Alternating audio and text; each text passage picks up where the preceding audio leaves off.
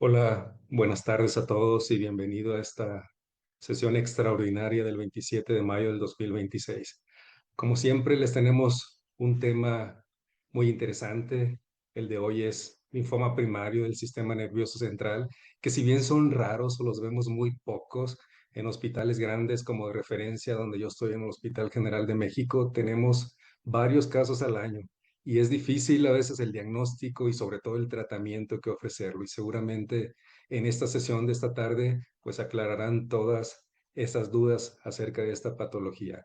Yo soy el doctor Efrén Montaño Figueroa, soy el actual presidente de la Agrupación Mexicana para el Estudio de la Hematología. Y bueno, y ahora los dejo con el doctor Omar Fernández, quien presentará a nuestros invitados y coordinará la sesión. Bienvenidos y buena tarde.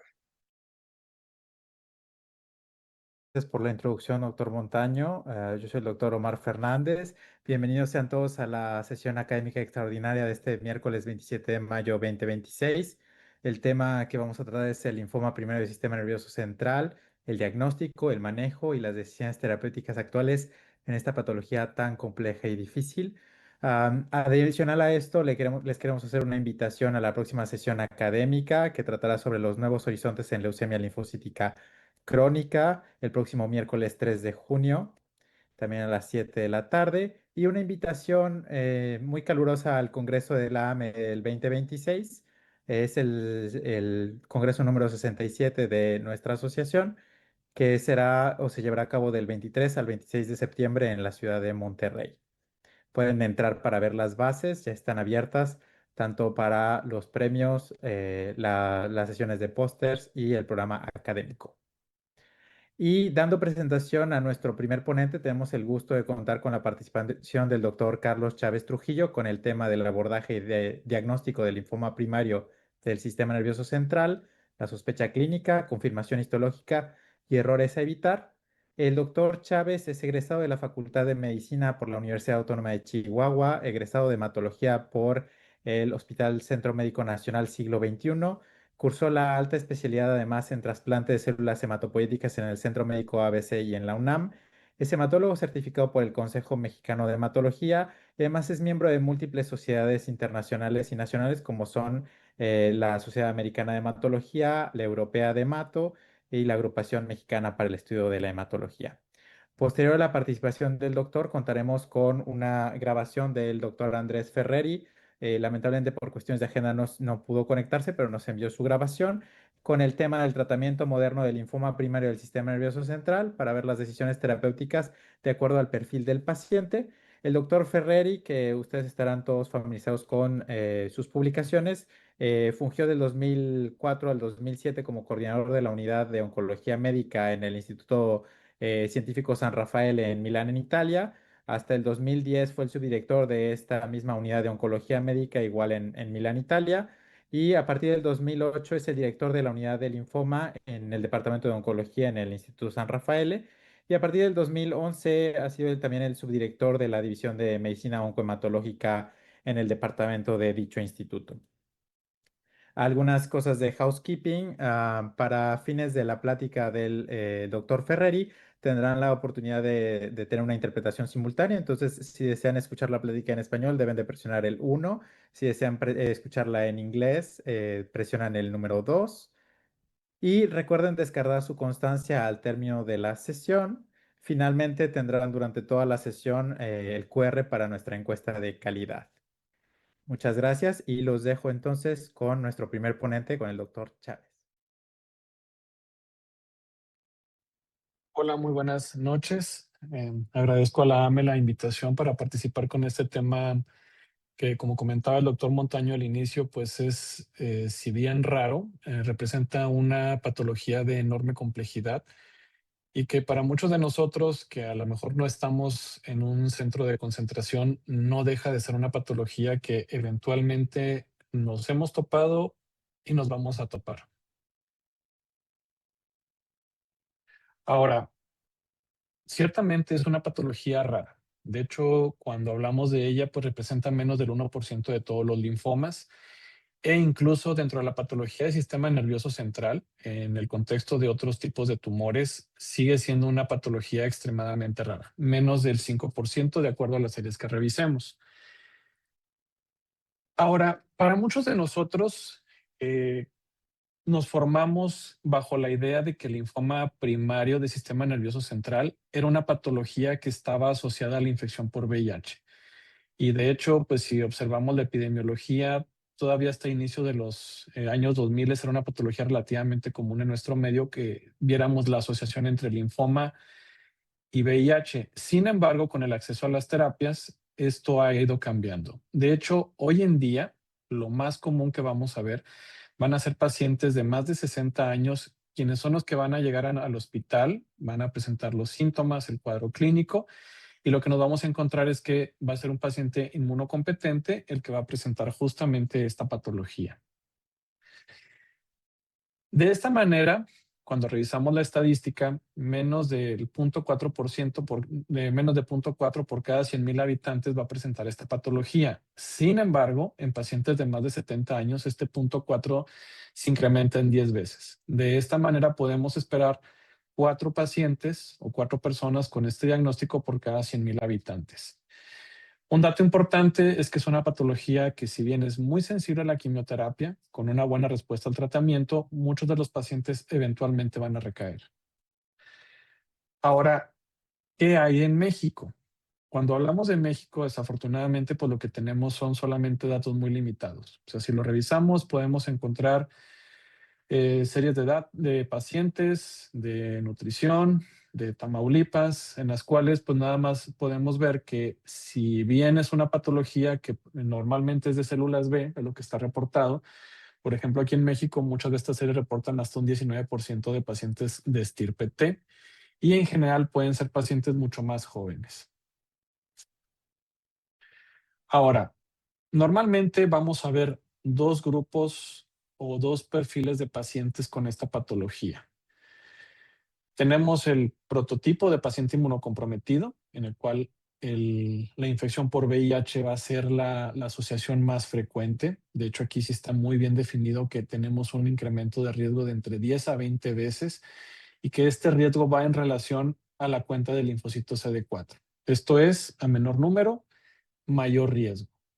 Otros grupos que podemos ver asociados son pacientes que tienen inmunosupresión crónica. Por ejemplo, aquellos pacientes con trasplante de órgano sólido, trasplante renal, trasplante hepático, que van a requerir la inmunosupresión de por vida. Y en algunos casos, pacientes con enfermedades autoinmunes que están en tratamiento inmunosupresor de forma crónica.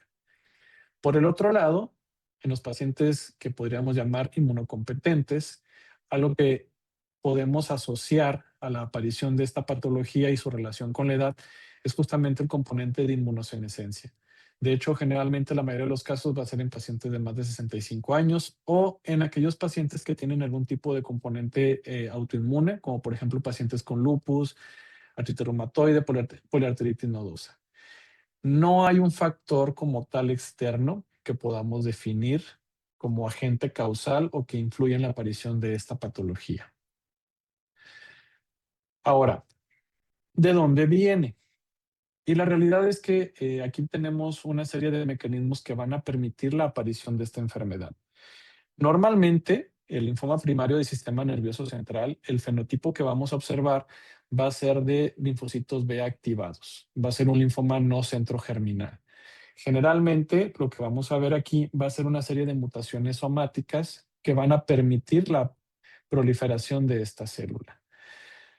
Y justamente todas estas mutaciones son lo que favorece justamente la selectividad que presenta este linfoma por sistema nervioso central, y el que comparta características con linfomas que afectan otros sitios santuario, como por ejemplo lo que es retina y testículo. Ahora, ¿qué es lo que favorece o qué permite que tengamos este linfoma?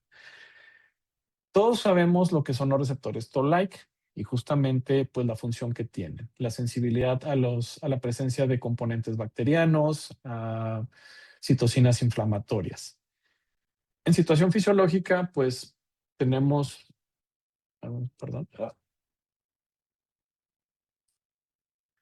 En situación fisiológica, el receptor TOLC actúa en respuesta a diferentes estímulos. Y pues va a interactuar con diferentes citocinas y diferentes sinasas a nivel intracelular, permitiendo la proliferación celular. Una vez que se elimina el estímulo, eliminamos la infección, la inflamación, pues tenemos un apagado.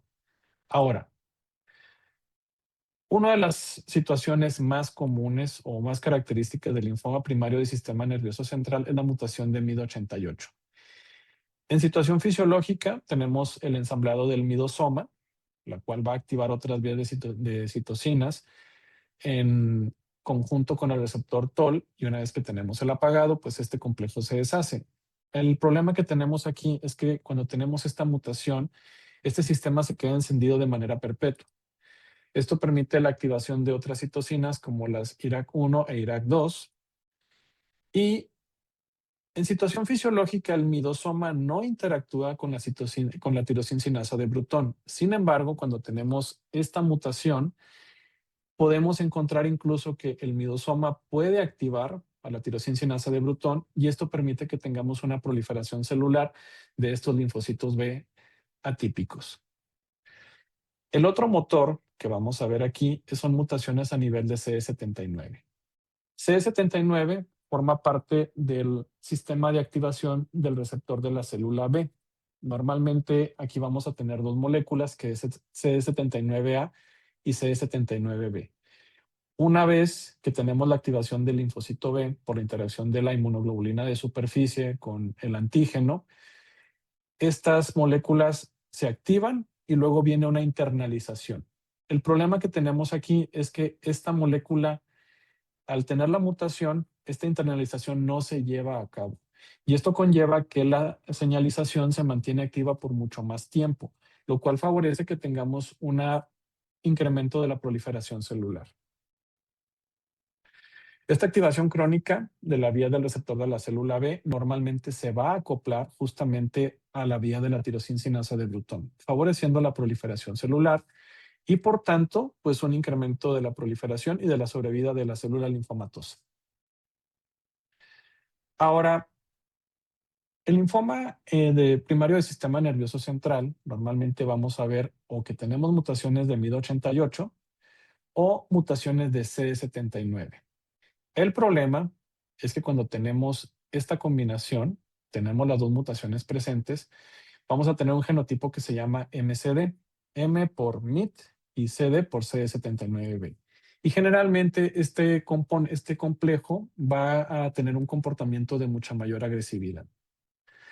Ahora, el factor importante es que ambas vías donde van a converger va a ser justamente en la activación del factor nuclear kappa beta.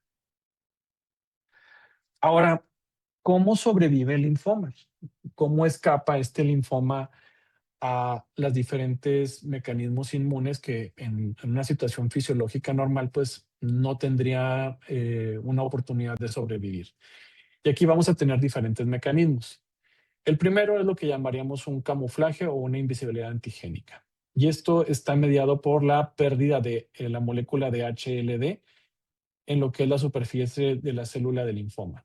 Esto permite que escape al reconocimiento por parte de los linfocitos T, y generalmente pues esto lo vamos a ver sobre todo en pacientes inmunocompetentes.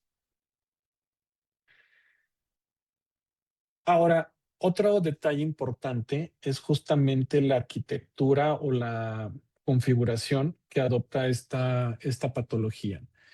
Normalmente vamos a ver una gran cantidad de células, y este componente celular tan abundante, pero tan apretado, va a favorecer que tengamos una reducción en la difusión de citocinas.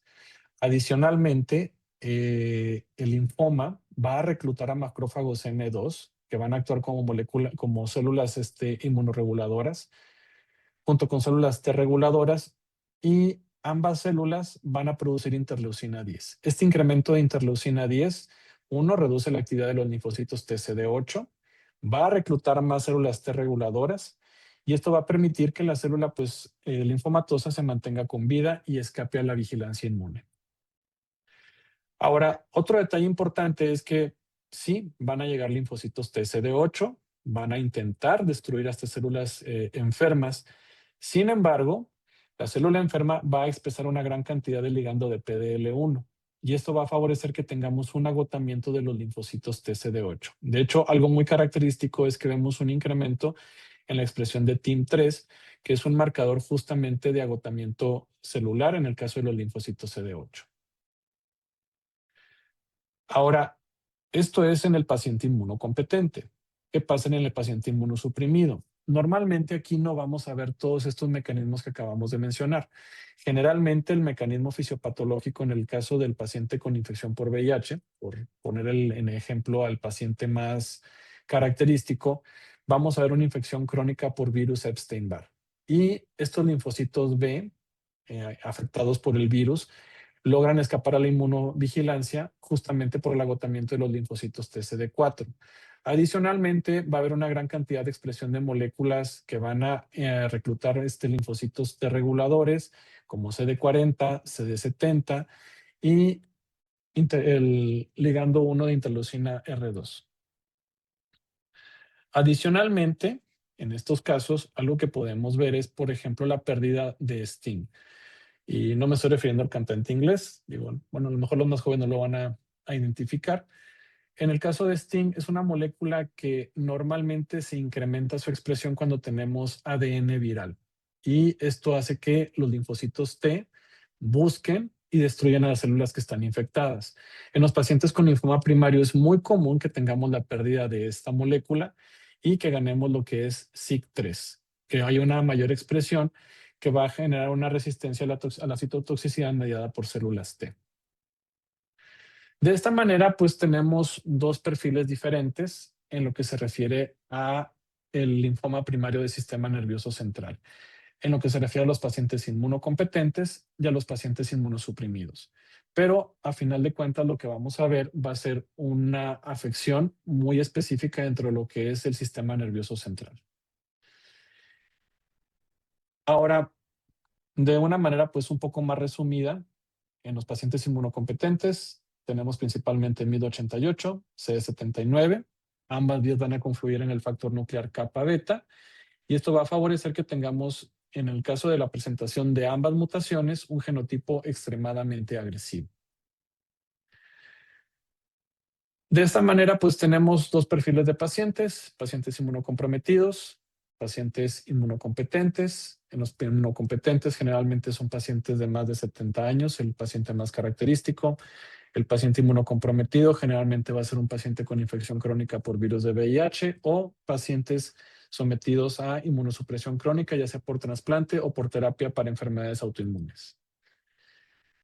Ahora, ¿cuándo vamos a sospechar que un paciente tiene linfoma primario del sistema nervioso central? Y aquí va a depender mucho justamente de cuál sea el componente que se vea principalmente afectado. Aquí lo podemos definir en cuatro compartimientos principales.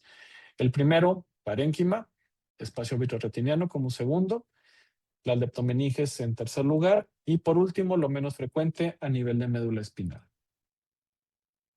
Generalmente en espacio intracerebral va a ser lo más común y generalmente el síntoma más común va a ser los déficits focales, como por ejemplo una hemiparesia derecha. También podemos ver alteraciones de la marcha como segunda manifestación más frecuente.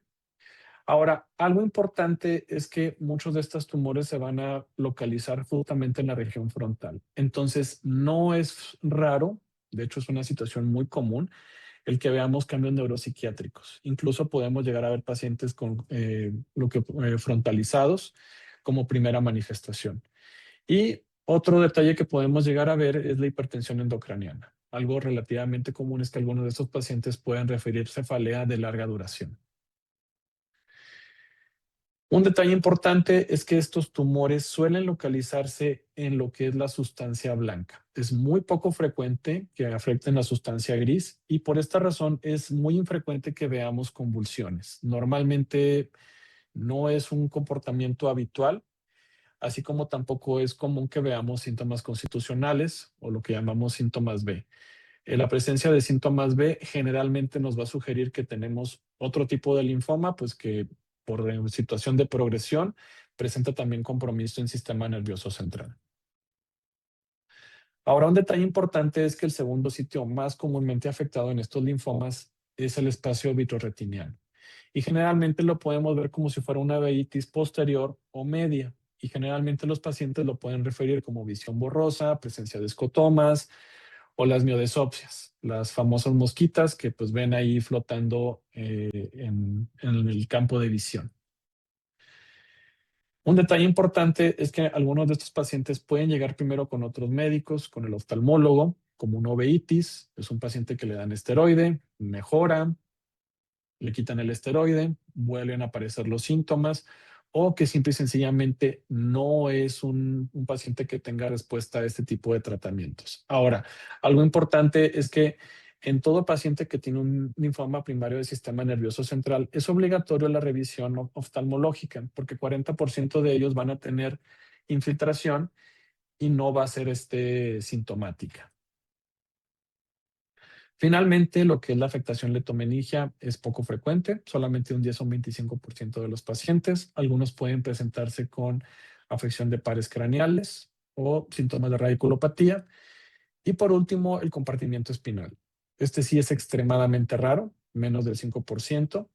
Generalmente algunos pacientes lo pueden referir como afección de lo que es la continencia urinaria, pérdida del control de esfínteres, pero esto sí es nuevamente extremadamente raro. De esta manera, pues resumiéndolo, el principal sitio de afección va a ser en cerebro, 80%. Vamos a ver déficit motores, alteraciones del lenguaje, de la marcha, cambios del estado mental. En espacio ocular, las miodisopsias y la visión borrosa va a ser lo más frecuente. En leptomeninges, pues aquí sí podemos tener datos de neuropatía, afección a pares craneales. Y por último, lo que es la médula espinal, que como les comentaba previamente, pues es extremadamente raro. Ahora, ¿cómo vamos a ver este linfoma? Y en este caso, pues la prueba o el estándar de oro es la resonancia magnética. De hecho, tiene una sensibilidad del 99%. Y de hecho es el estudio ideal. Hay otros estudios como el PET, la espectroscopía, que no tienen una especificidad suficiente. Y tiene un patrón muy característico. Y este patrón viene de la mano del comportamiento habitual de la enfermedad. Normalmente, el linfoma primario va a tener algo que se llama un patrón angiocéntrico. Generalmente va a crecer alrededor de los vasos sanguíneos y no va a modificar esta arquitectura. Esto porque es importante porque, bueno, tenemos otro tipo de tumores como el glioblastoma, que sí tiene un componente neoangiogénico muy importante y que es algo que sí vamos a ver en la resonancia magnética.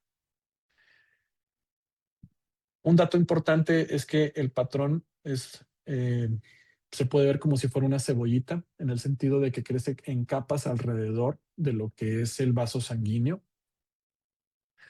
y que generalmente pues tiene un componente celular muy elevado. Y nuevamente un detalle importante es que no va a modificar la arquitectura vascular. Esto es importante porque va a dar una serie de pistas en la resonancia magnética, como lo que es el volumen sanguíneo cerebral. Como no hay una formación de vasos sanguíneos, la perfusión pues se ve incluso disminuida en estos sitios. Y generalmente los coeficientes de difusión también van a estar reducidos. Esto es porque como hay tanta cantidad de células, el movimiento de agua, que es lo que mide este coeficiente de difusión, pues está reducido y en lugar de que brille la imagen, pues vamos a ver imágenes con una reducción de la intensidad de la señal.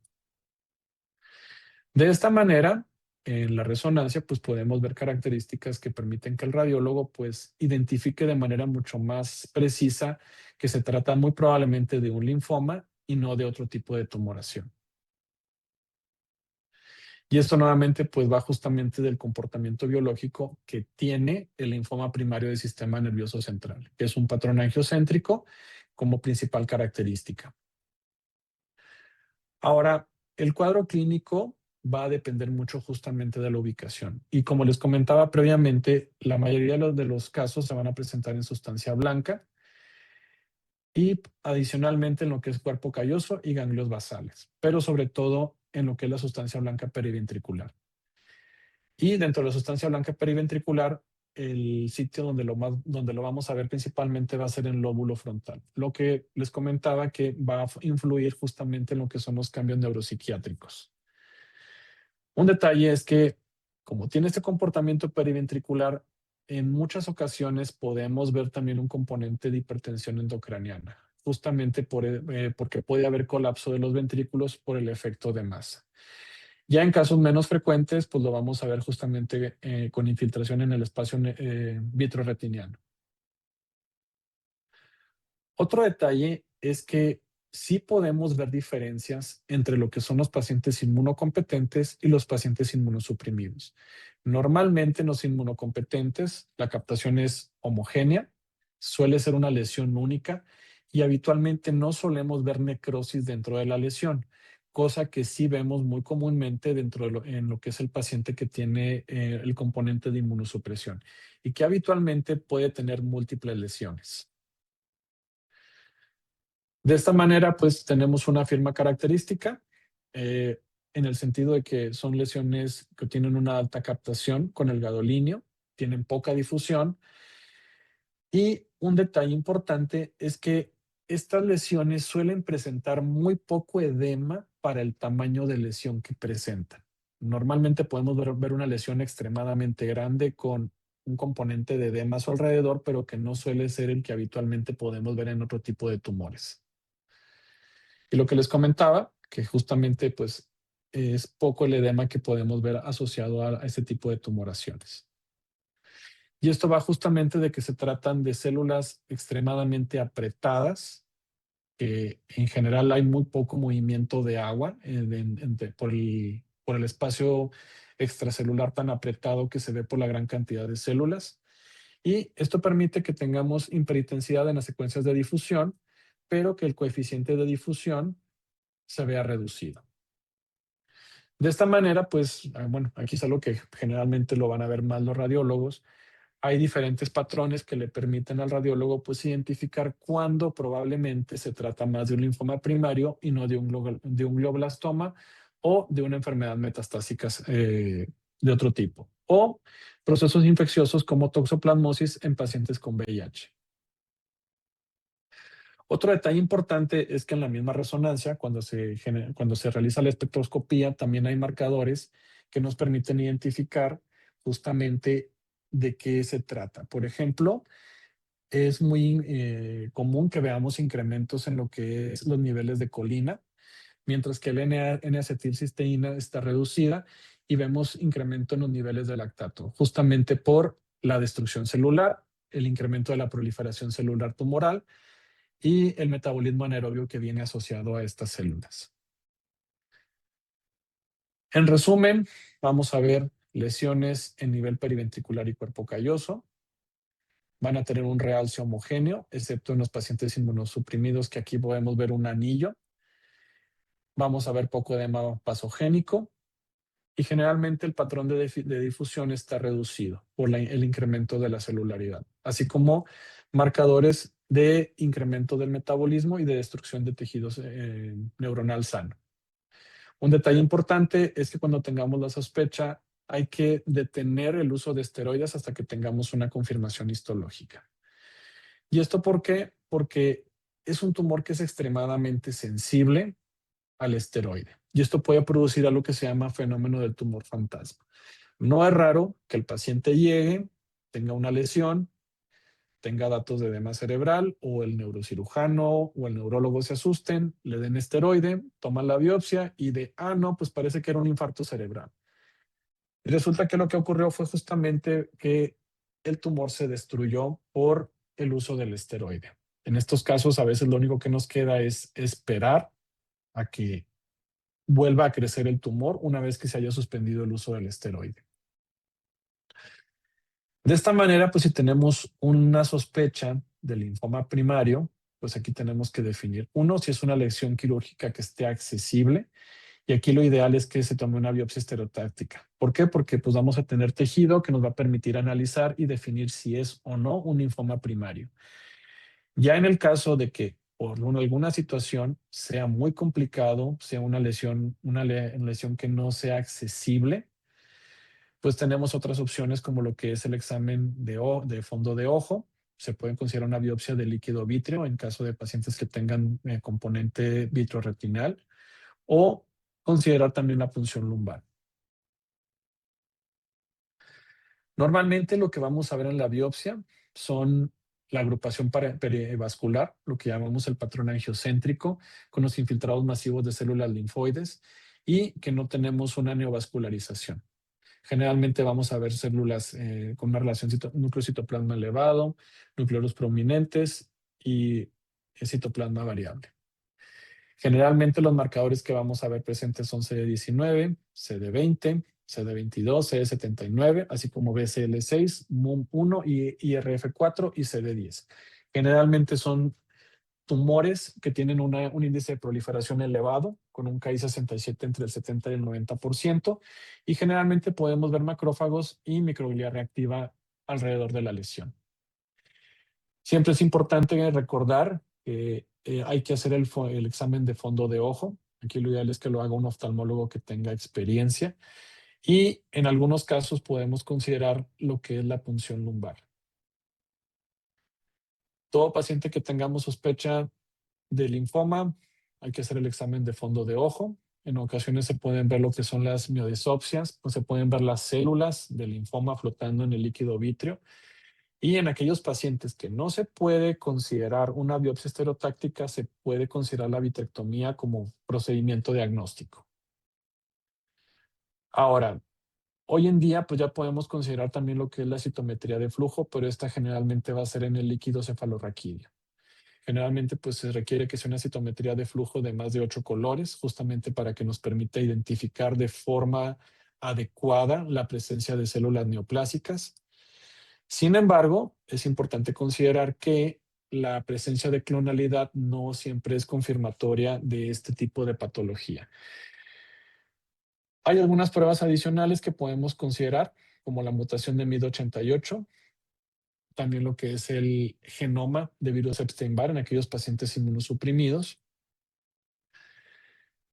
El líquido cefalorraquídeo tiene la ventaja de que pues, podemos ver, en caso de que tengamos el componente infiltrativo, la presencia de células, pero es indispensable que tengamos la confirmación histológica. No, solamente el hecho de ver células pues, no es una prueba, no es algo patognomónimo o confirmatorio de lo que es el linfoma primario del sistema nervioso central. Ahora, otras pruebas que podemos realizar en estos casos utilizando el líquido cefalorraquídeo es PCR o secuenciación de siguiente generación para MID88 e interleucina 10. La combinación de estas dos pruebas ofrece hasta un 94% de sensibilidad. El inconveniente es que en algunos casos la citometría para lo que es el líquido cefalorraquídeo no es una prueba, no es un reemplazo a lo que es la biopsia. Y en muchos casos, pues al menos yo aquí en Chihuahua, desafortunadamente no tengo disponibilidad a estas pruebas. Así que en general, ninguna de ellas va a reemplazar lo que es la biopsia estereotáxica. Ahora, cuando ya tenemos al paciente confirmado, ¿qué es lo que tenemos que hacer? Uno, pues el laboratorio. Siempre es importante descartar la infección por VIH, ver si tiene o no hepatitis B, ver otros marcadores. También es importante considerar lo que es estudios de imagen corporal como PETs o tomografía de cuerpo entero, sobre todo para excluir que no tengamos un cuadro de linfoma que esté infiltrando al sistema nervioso central, que es poco frecuente, pero que puede alcanzar hasta un 8% de los casos. También es importante el examen de fondo de ojo, el examen testicular, recordando que este tipo de linfomas pueden tener, muestran predilección por lo que son sitios santuarios. La punción lumbar, si no tenemos alguna contraindicación como datos de hipertensión endocraniana, es una prueba que podemos considerar, así como lo que es el aspirado de médula ósea y biopsia de hueso en aquellos pacientes que pues, muestren alguna situación que así lo requiera, como alguna citopenia. Ahora, sumarizando, pues tenemos dos tipos de pacientes: el inmunocompetente, el inmunocomprometido. El tipo de mutación que vamos a ver van a ser diferentes. Las mutaciones que vamos a ver van a ser diferentes. Unos muestran mutación de 1078, otros CD79, otros está asociado sobre todo a la infección por virus de Epstein-Barr. El tipo de lesión que vemos en la resonancia en unos es homogénea, una lesión única. En los inmunocomprometidos, pues son múltiples lesiones. Ahora, ¿cuáles son los errores clínicos que debemos evitar? Y esto es muy importante. Lo primero, evitar administrar esteroides de manera prematura. Solamente en aquellos pacientes que tengamos datos de hipertensión endocraniana franca, pues ahí sí no tenemos otra opción. Pero si lo podemos evitar antes de la toma de la biopsia, esto es muy importante. ¿Por qué? Porque podemos quedarnos con una biopsia inútil. Otro detalle, es muy común que en estos pacientes olvidemos pedir la interconsulta oftalmología. O sea, ya tenemos el diagnóstico, ya sabemos que es un linfoma primario y olvidamos descartar que no tengamos compromiso oftálmico. Siempre es importante tener la confirmación histológica. No es válido iniciar radioterapia o quimioterapia solamente por la situación de que tenemos una imagen altamente sugestiva. El líquido cefalorraquídeo, nuevamente lo que les comentaba, la monoclonalidad de células B por sí sola no confirma la enfermedad. Y sobre todo el olvidar hacer la prueba de VIH. Y pues les agradezco su atención.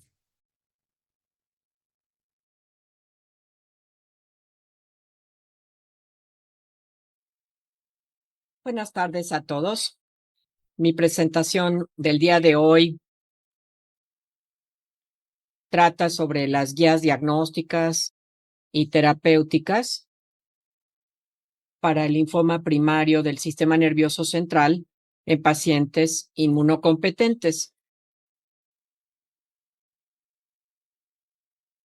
Estas guías son el resultado del esfuerzo conjunto de la Asociación Europea de Hematología y la Sociedad Europea de Oncología Médica.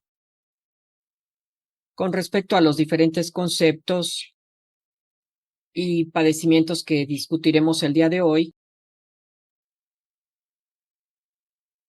si desean revisar más profundamente algunos de estos conceptos, pueden utilizar estos dos artículos científicos publicados en Annals of Oncology y Hemisphere, que informan con más detalle sobre estas guías de práctica clínica. Como saben, el linfoma primario del sistema nervioso central es un tumor desafiante con una incidencia creciente en la población mayor. La mediana de edad de diagnóstico es cercana a los 70 años, es decir, el 40% de los pacientes tiene más de 70 años, generalmente con un estado funcional malo en el momento de la presentación, y a veces estos pacientes no son referidos para confirmación histopatológica o biopsia quirúrgica, lo que produce un retraso importante en el diagnóstico y el inicio del tratamiento. A menudo estos pacientes se les considera solo para tratamiento paliativo, y esto se debe principalmente a que hay pocos centros de referencia con la experiencia adecuada para tratarlos. Además, a veces no existe consenso sobre las mejores opciones terapéuticas para estos pacientes. El resultado es la peor curva de supervivencia global entre todos los linfomas difusos de células B grandes extraganglionares. Entonces se hizo un esfuerzo para lograr mayor consenso entre un grupo de expertos multidisciplinarios de diferentes países con el fin de anticipar el diagnóstico, mejorando los síntomas, reduciendo el inicio de los síntomas al diagnóstico, el periodo transcurrido, así como la posibilidad de diseñar un grupo de recomendaciones diagnósticas y terapéuticas para el manejo de los distintos grupos de pacientes con linfoma primario del sistema nervioso central. Estos pacientes suelen presentar dos tipos de síntomas, en particular síntomas neurológicos o neuropsiquiátricos o síntomas oculares. Aproximadamente la cuarta parte de estos pacientes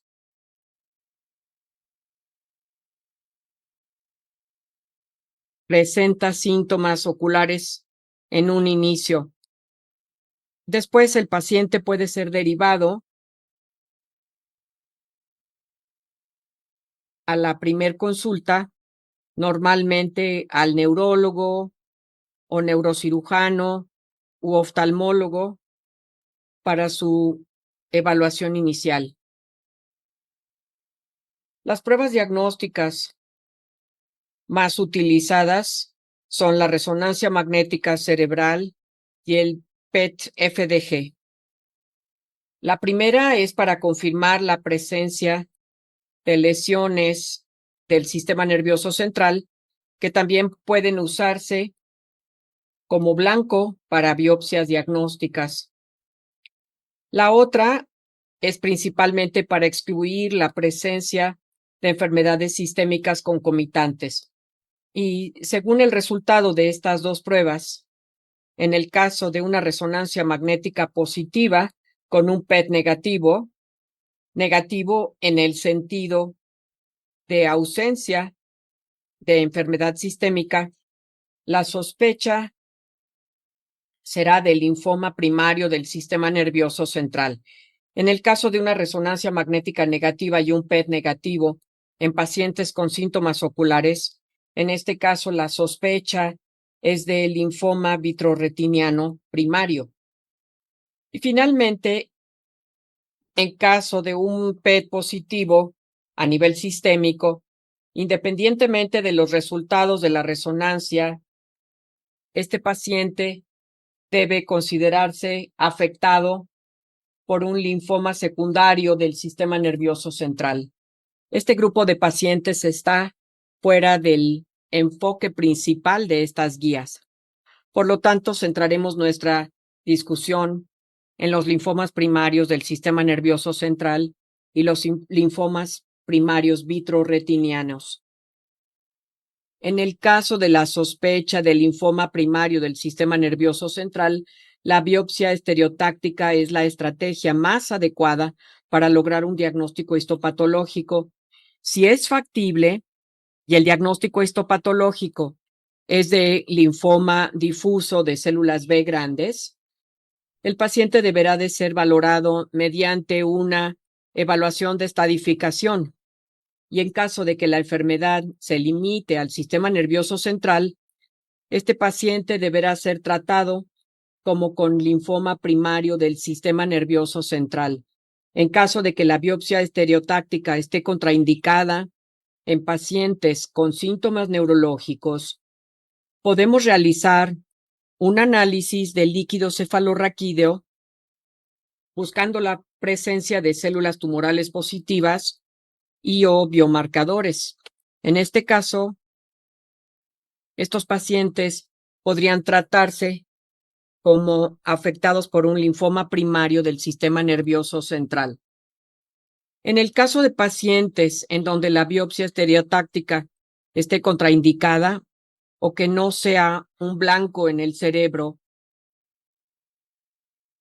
y solo sospechamos linfomas vitrorretinianos primarios, la opción adecuada para lograr un diagnóstico definitivo es la vitrectomía, mediante la observación de presencia de células tumorales o realizando citometría de flujo y o biomarcadores en la muestra colectada. La evaluación de la estadificación en este subgrupo de pacientes deberá completarse con una valoración de líquido cefalorraquídeo. En caso de que esta evaluación dé resultados positivos, este paciente deberá considerarse afectado por un linfoma primario del sistema nervioso central. Por el contrario, en caso de resultados negativos, se confirmará el diagnóstico del linfoma vitroretiniano primario. Es importante destacar que el Grupo Colaborativo Internacional sobre el Linfoma Primario del Sistema Nervioso Central estableció un conjunto de recomendaciones consensuadas para el uso de la resonancia magnética y PET en estos pacientes. Existe un protocolo ideal y mínimo basado en la resonancia magnética de 3 Tesla o 1.5 Tesla, recomendado por este grupo de expertos y que ustedes pueden consultar con su neuroradiólogo para evaluar a este paciente con un enfoque de neuroimagen más apropiado. El diagnóstico debe confirmarse mediante un examen histopatológico de la biopsia tumoral. En ese escenario, es importante realizar la biopsia cuando la terapia con esteroides se haya interrumpido o bien antes de iniciarla. Esto es importante para evitar el riesgo de falsos negativos en la evaluación histopatológica que ocurre en una proporción de pacientes cuando se realiza la biopsia bajo terapia con esteroides. Las muestras de tejido deberán recabarse mediante biopsia estereotáctica de lesiones cerebrales. No se recomienda la resección tumoral.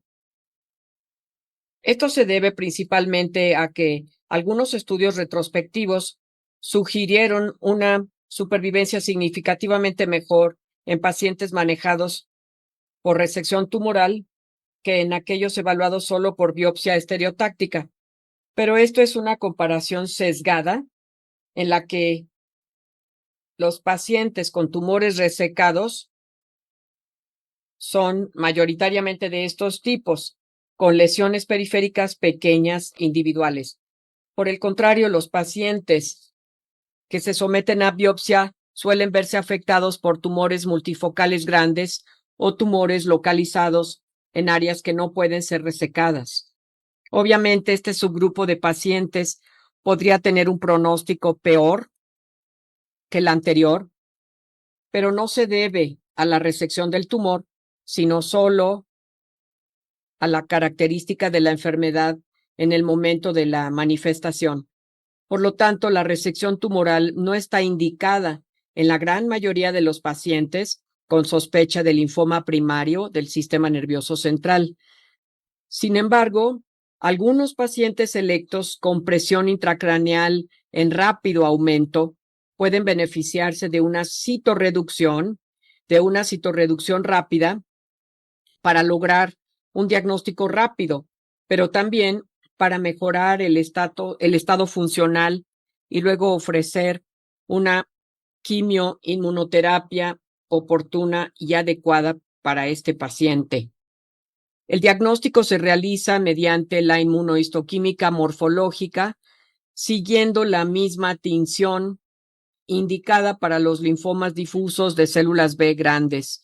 El análisis molecular de los locus IgHV debe realizarse solo en casos seleccionados en donde el diagnóstico sea difícil.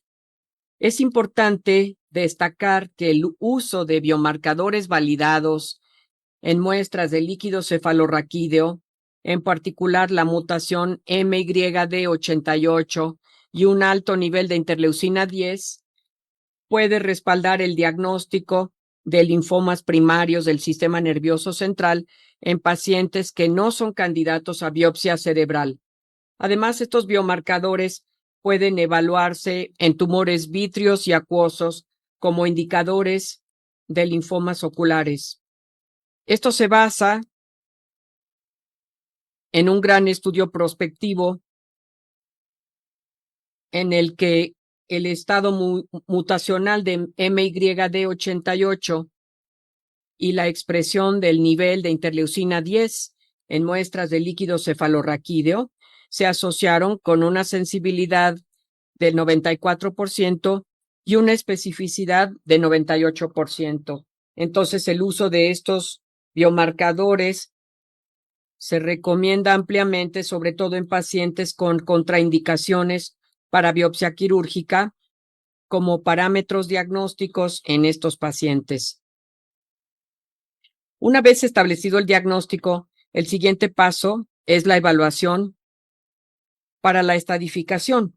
Los dos objetivos de estadificar son detectar una enfermedad concomitante fuera del sistema nervioso central y evaluar la afectación de los diferentes compartimentos de este último. La evaluación de la enfermedad extracraneal se basa principalmente en un PET con 18 FDG y en una tomografía computarizada de cuerpo entero con contraste total. En caso de que el PET no esté disponible, debemos recordar realizar una biopsia de médula ósea y una ecografía testicular, teniendo en cuenta la relación tan fuerte que existe entre los linfomas testiculares primarios y la diseminación al sistema nervioso central.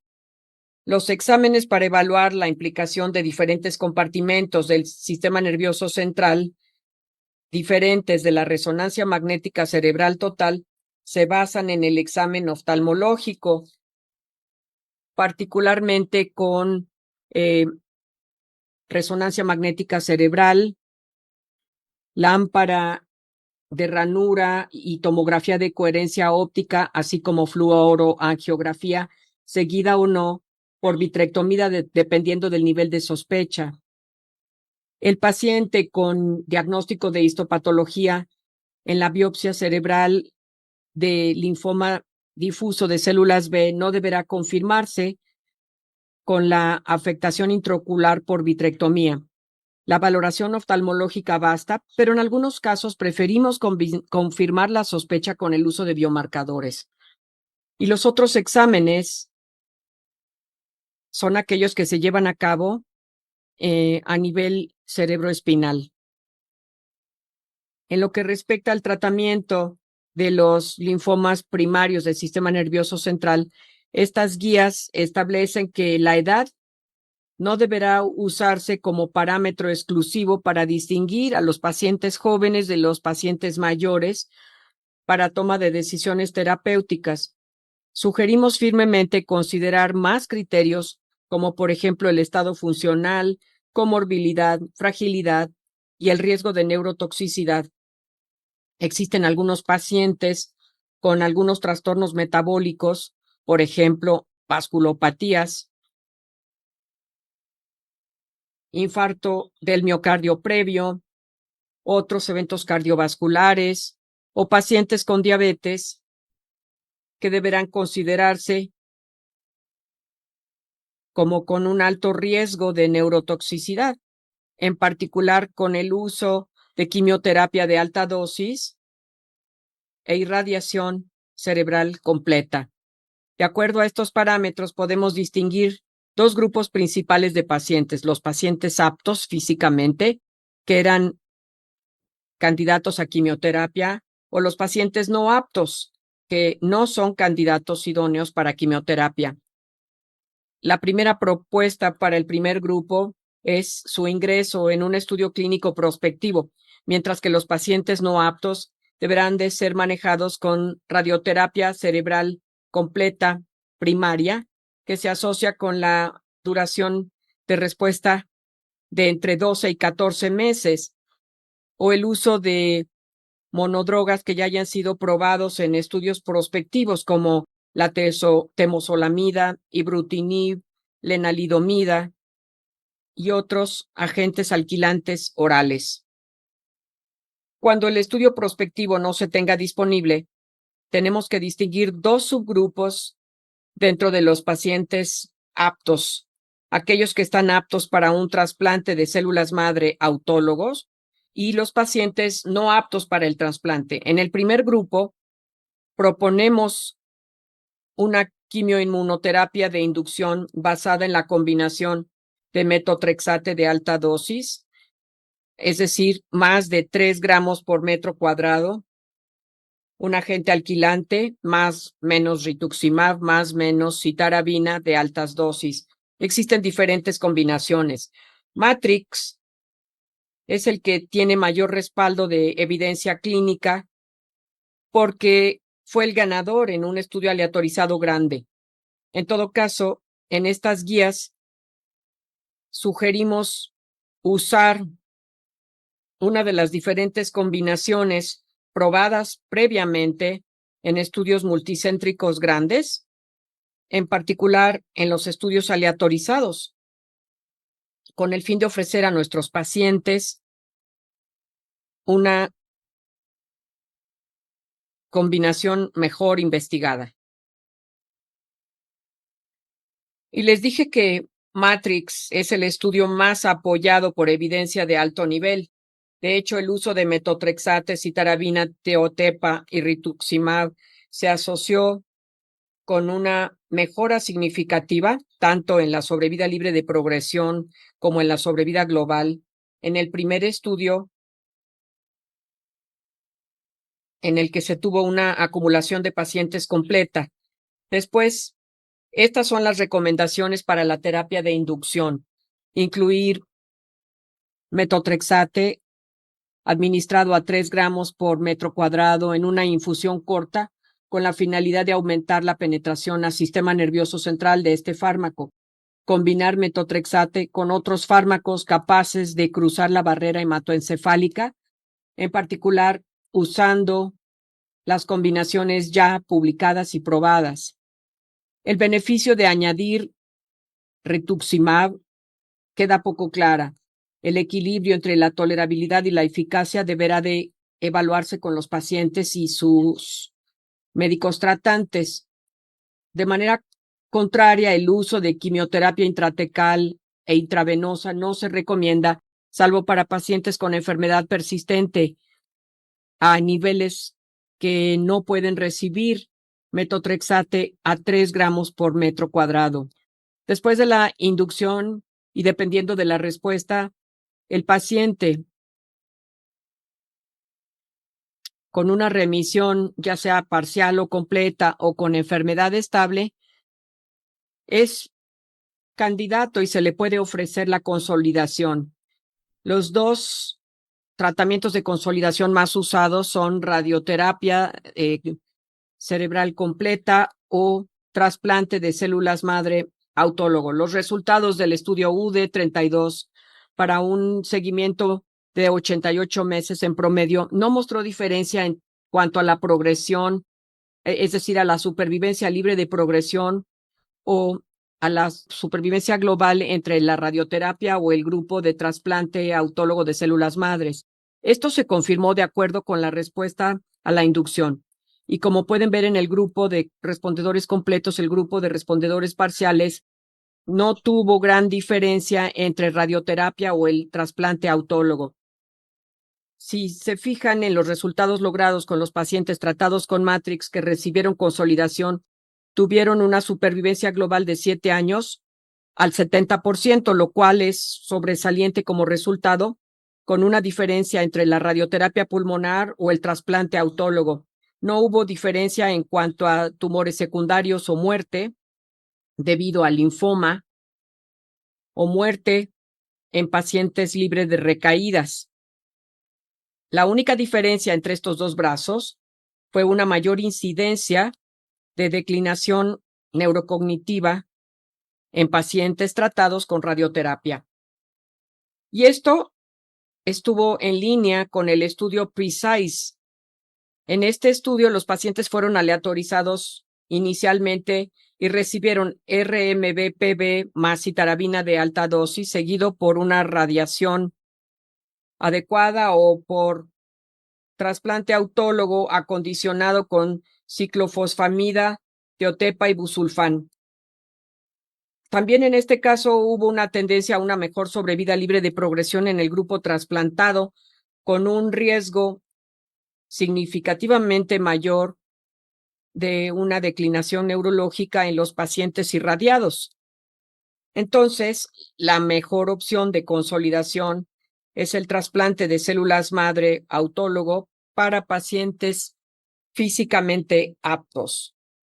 La indicación, los tratamientos para trasplante autólogo deberá ser evaluada dinámicamente durante el tratamiento, especialmente en pacientes mayores, y se deberán usar esquemas de acondicionamiento basados en teotepa, particularmente teotepa combinado con carmustina o busulfán, que son los 3 agentes recomendados. En lo que respecta al límite superior de edad para ser candidatos al trasplante autólogo, esto está en debate. Los pacientes entre 65 y 75 años de edad que tienen comorbilidades heterogéneas y condiciones clínicas también heterogéneas, pues hacen que no pueda haber una regla fija para esto. En algunos pacientes mayores selectos podemos ofrecer experiencias como las del estudio Marta, en donde a los pacientes se les dio rituximab, metotrexato, citarabina por 2 ciclos y después busulfán, teotopa, rituximab como acondicionamiento y trasplante autólogo. Algo importante es que una tercera parte de los pacientes tratados en este estudio tenían más de 74 años. En todo caso, los resultados fueron importantes. 2/3 de los pacientes que terminaron el tratamiento planeado lograron remisión completa. 71% de los pacientes recibió un trasplante autólogo de células madre y la muerte relacionada con el tratamiento después de la consolidación fue menor del 3%, logrando una meseta importante en la curva de supervivencia después de un seguimiento mediano de 23 meses. Así pues, en algunos pacientes mayores, en algunos pacientes selectos, podemos considerar el trasplante de células madre autólogo como acondicionamiento. ¿Qué pasa con la consolidación con la radioterapia cerebral total? Este tratamiento deberá mantenerse para pacientes jóvenes que no son candidatos óptimos para trasplante autólogo. Por ejemplo, porque tienen una mala movilidad o pacientes que experimentan toxicidad después de la quimioterapia de inducción.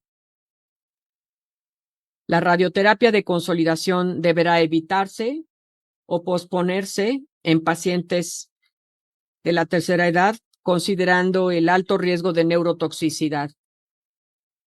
La terapia de radiación a dosis reducida en cerebro completo a 23 Gray es una opción para los pacientes con enfermedad que responde después de la quimioterapia de inducción, pero los efectos cognitivos de largo plazo quedan por definirse porque solo una pequeña cantidad de los pacientes mayores se trató en los estudios prospectivos, abordando justamente esta característica. Entonces, para pacientes aptos, no adecuados para trasplante autólogo, existe una combinación diferente de metotrexato y agentes alquilantes, con o sin rituximab, así como con procarbazina o con temozolomida.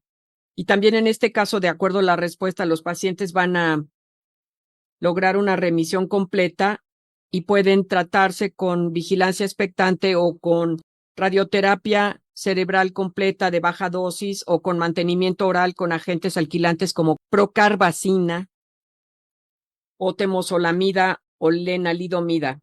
¿Qué pasa después de la recaída? De manera importante, la mortalidad de los pacientes con recaídas o enfermedad refractaria en el estudio LG aleatorizado se acerca al 90%, y a pesar del hecho de que estos fueron pacientes tratados en centros selectos y pacientes selectos, solo 2/3 de los pacientes fueron candidatos a tratamiento de rescate. El único subgrupo de pacientes que obtuvo cierto beneficio de la terapia de rescate fueron aquellos con una recaída tardía, es decir, pacientes que experimentaron la recaída después de 3 años de seguimiento. En este caso, estos pacientes obtuvieron cierto beneficio de una reprovocación con metotrexato de alta dosis usando la misma o una combinación semejante a las utilizadas en el tratamiento de primera línea. Entonces, en pacientes con enfermedad refractaria o recurrente, usamos, sí, la edad, más o menos 70 años como punto de corte, y la aptitud física para distinguir, dependiendo del tiempo, a recaída, el tratamiento basado en ifosfamida de alta dosis o citarabina de alta dosis en pacientes mayores, refractarios o recurrentes, o bien pacientes de 17 años con recurrencia o con radioterapia o terapia con una monodroga para pacientes mayores. En el caso de recaídas tardías, la reprovocación con metotrexato de alta dosis es una estrategia adecuada y la consolidación deberá indicarse de acuerdo a la respuesta. Y para concluir, unas cuantas palabras sobre el linfoma vitroretiniano, que abarca 5 a 20% de todos los linfomas primarios del sistema nervioso central. Por lo general, la afectación ocular es bilateral y precede a las lesiones cerebrales en 95% de los casos. Esta manifestación genera ciertas dificultades en su diagnóstico. Por lo general, los marcadores genéticos, tales como MAD88 y sus mutaciones y la interleucina 10, se podrán utilizar para confirmar el diagnóstico. De acuerdo con las condiciones generales del paciente, los pacientes con una buena condición general deberán de ser tratados de manera parecida a la de los linfomas del sistema nervioso central primario, es decir, con metotrexate en quimioterapia de alta dosis, con o sin inyecciones de metotrexato intravenosas si se requiere una respuesta rápida. Ahora, en pacientes con una respuesta parcial o completa, la consolidación con irradiación ocular es lo recomendado, mientras que el rol del trasplante de células madre autólogo todavía queda por definirse. Los pacientes que terminaron el tratamiento deberán ser valorados con resonancia magnética craneal por los primeros 3 años, por los primeros 2 años, es decir, cada 3 meses por los primeros 2 años y de ahí en adelante cada 6 meses por los siguientes 3 años. Y después de eso, anualmente. El líquido cefalorraquídeo deberá ser evaluado solo en caso de sospecha o confirmación de recaída y el examen oftalmológico deberá llevarse a cabo una vez al año, si no tienen involucro inicial o más a menudo, si no. Ahora permítanme agradecer al grupo de expertos de 8 países diferentes, en diferentes especialidades que contribuyeron a redactar estas guías y obviamente a todos ustedes por su amable atención.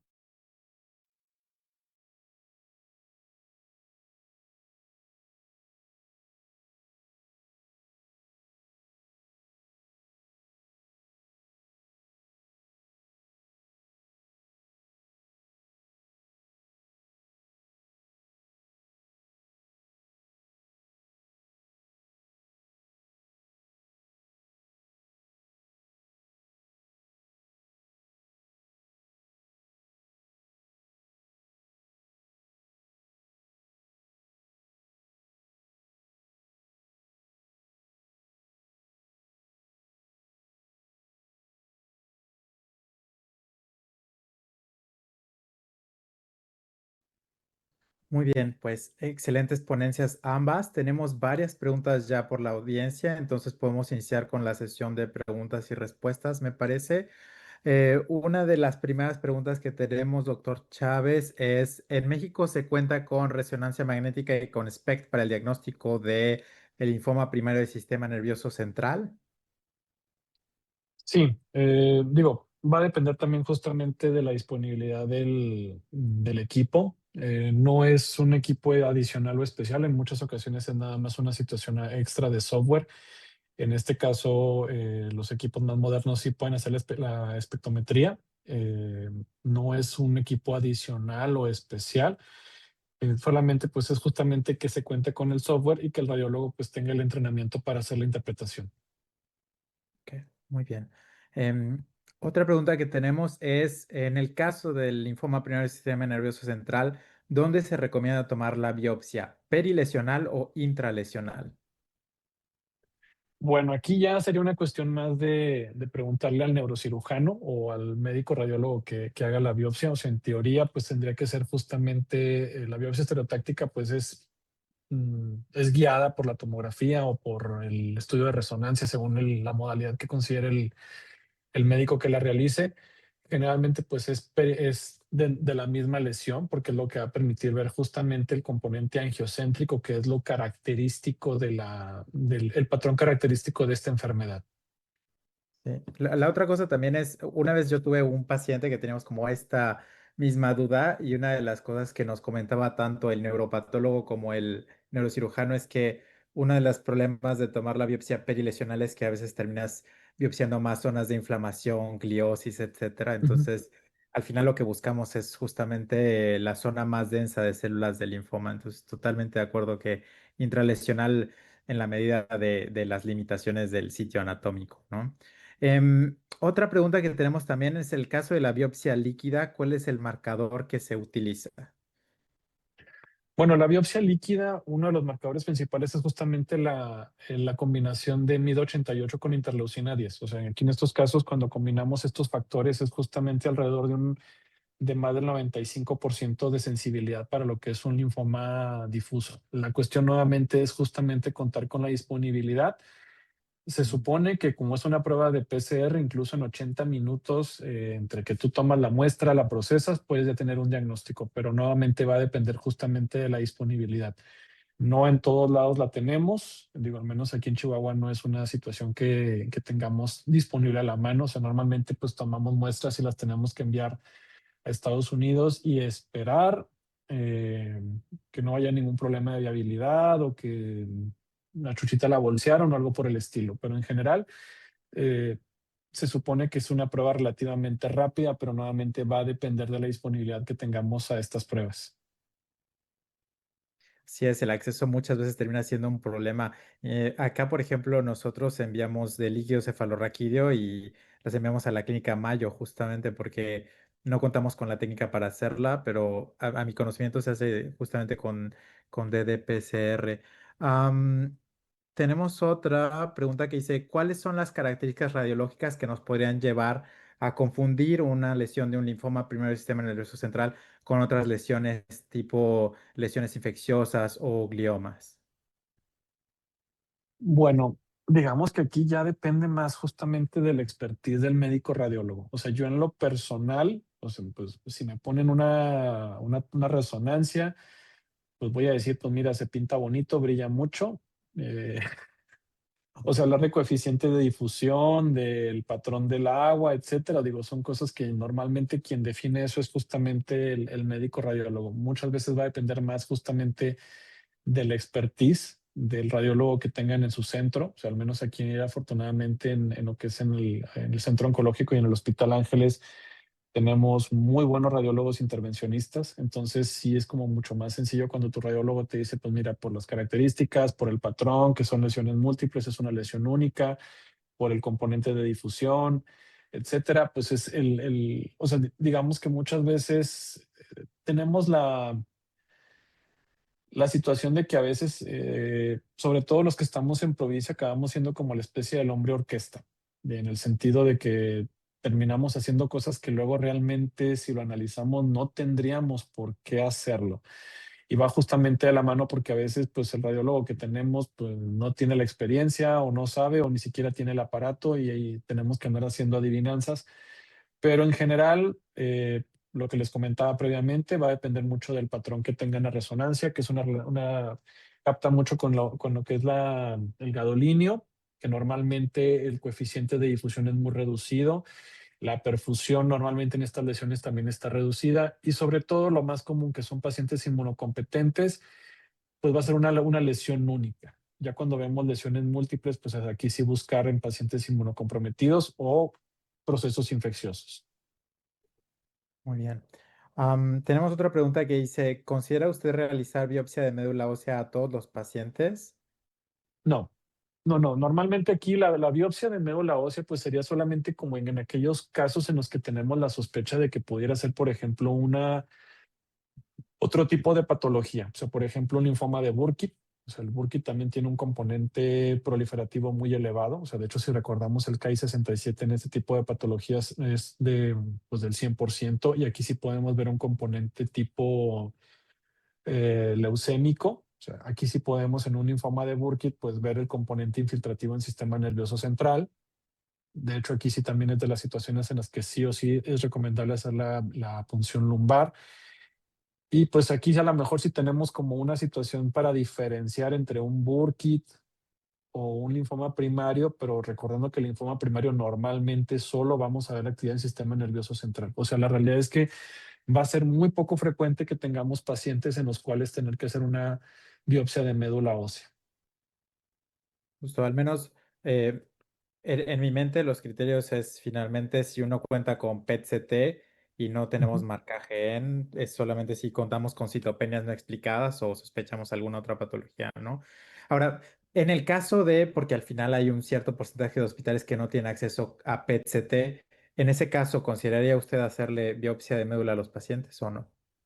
No, solamente que tuviéramos citopenias, nuevamente.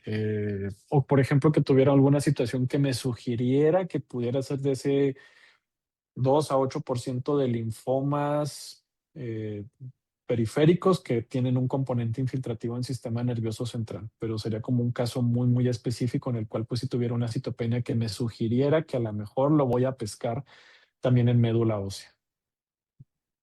Muy bien. Tenemos unas preguntas que están como encadenadas.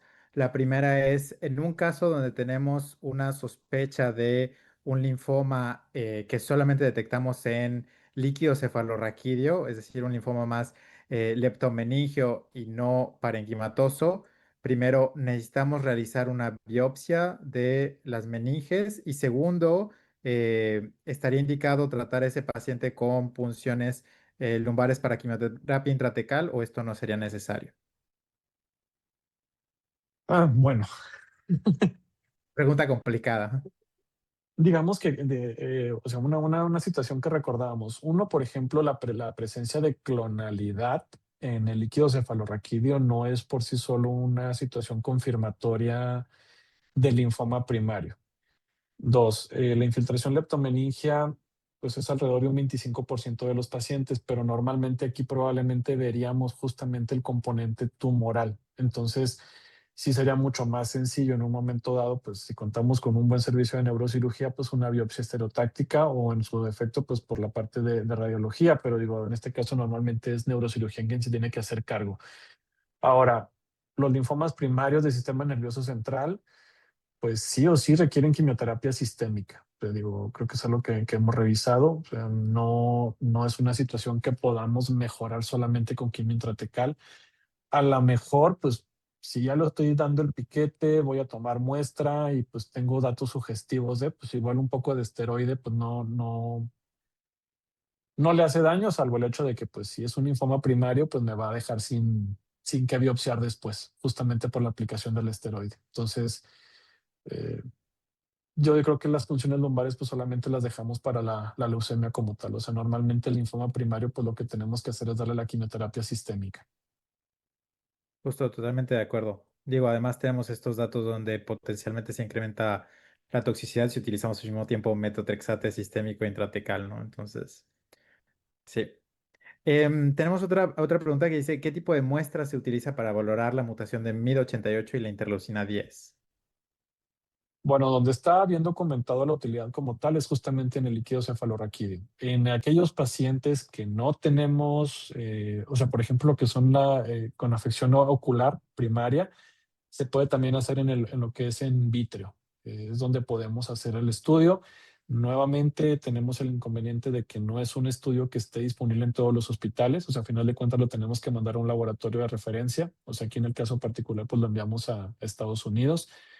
y pues tenemos que esperar a que nos manden el resultado. Bien. Otra pregunta interesante que tiene que ver un poco con acceso a Tiotepa.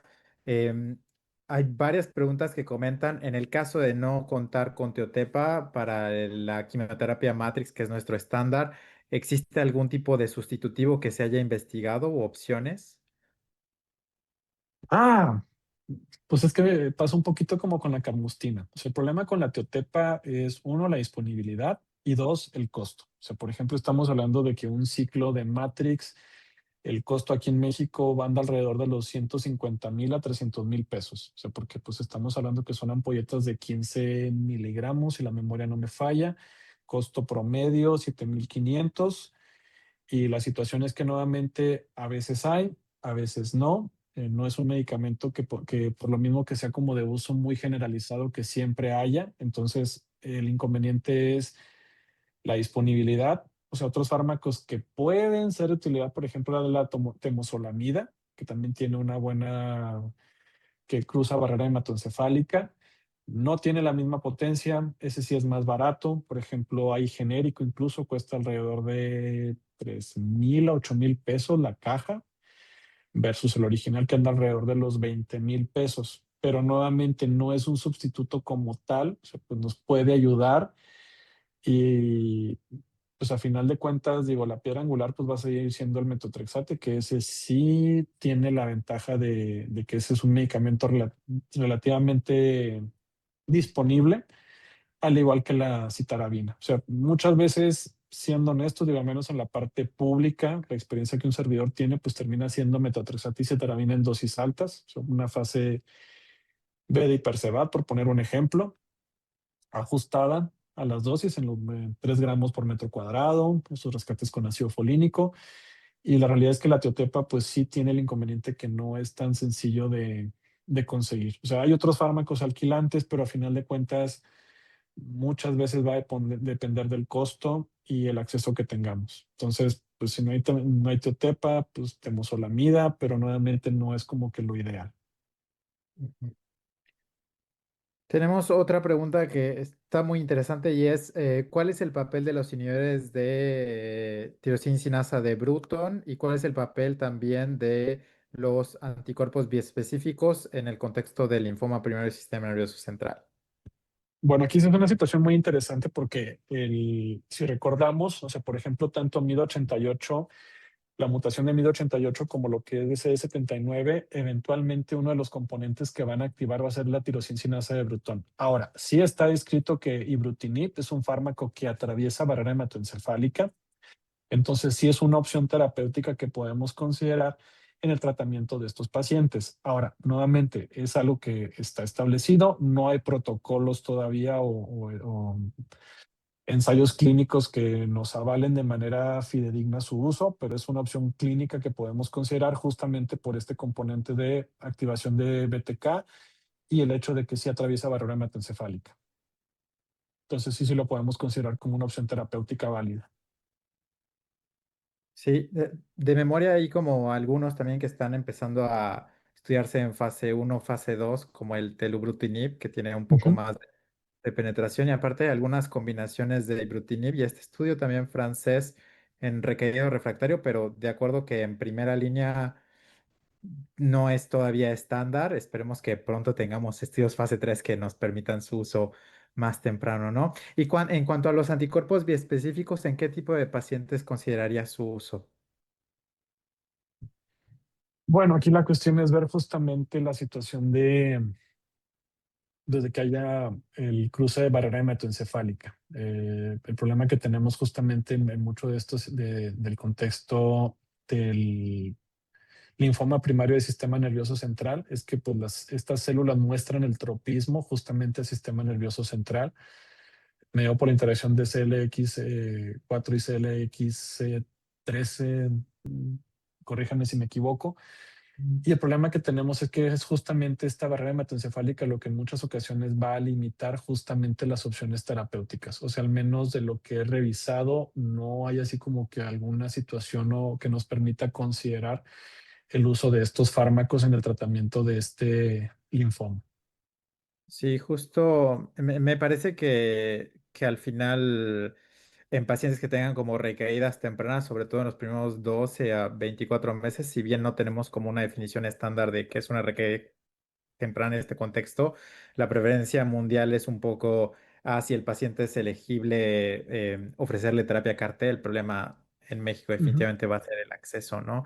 Que de todas formas si bien sí obtiene respuestas completas, las respuestas completas oscilan el 40-50%, tampoco es una panacea y en algunos datos, por ejemplo, los del CIBMTR, después de terapia CAR-T, los pacientes progresaban, al final la PFS como a 2 años era como del 30% o menos. Entonces, al final me parece que son como el tipo de paciente candidato que podríamos eventualmente en un futuro y con estudios que lo soporten, darles un tipo de terapia de mantenimiento o algo similar. Los biespecíficos, la realidad es que no hay grandes estudios también a mi conocimiento y solo terminan teniendo como una tasa de respuesta completa también de alrededor del 30% o menos.